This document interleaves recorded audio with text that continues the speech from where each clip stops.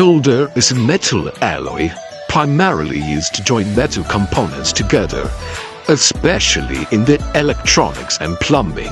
Its key property is a low melting point, typically between 180 and 230 degrees Celsius, allowing it to melt and flow without damaging the parts being joined. Traditional solder is made from a mixture of tin and lead, with a common ratio being 60% tin and 40% lead. Though lead-free solders are now widely used due to health and environmental concerns. These alternatives often include metals like tin, silver, and copper.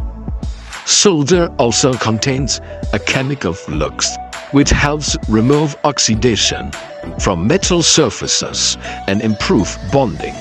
Thanks to its electrical conductivity, strong bonding ability, and ease of use, solder is essential in electronics, manufacturing, circuit board assembly, plumbing, stained glass work, and even jewelry making.